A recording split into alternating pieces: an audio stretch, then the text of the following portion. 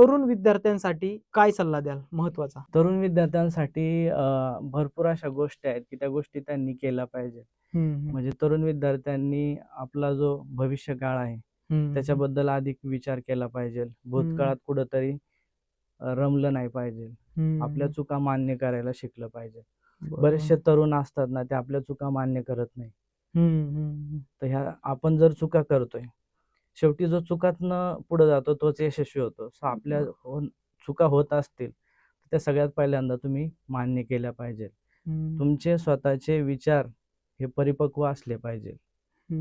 त्याचबरोबर तुम्ही तुमचं फ्युचर काय आहे किंवा तुम्हाला जे भविष्यामध्ये जे घडायचं आहे ना, ते आत्ताच तुमचं क्लिअर असलं पाहिजे.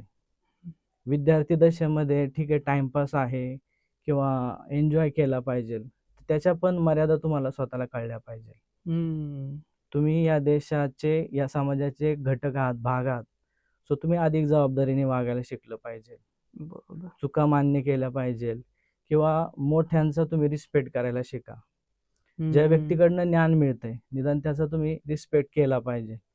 बऱ्याचदा आपण समाजामध्ये पाहतो की आत्ताची जी पिढी आहे ना, की वयाने मोठे असलेले किंवा ज्यांच्याकडनं ज्ञान घेतोय, ज्यांना आपण आपल्या आयुष्यामध्ये गुरु म्हणून मानतो, तर या सगळ्या गोष्टींचा अभाव दिसतो आपल्याला.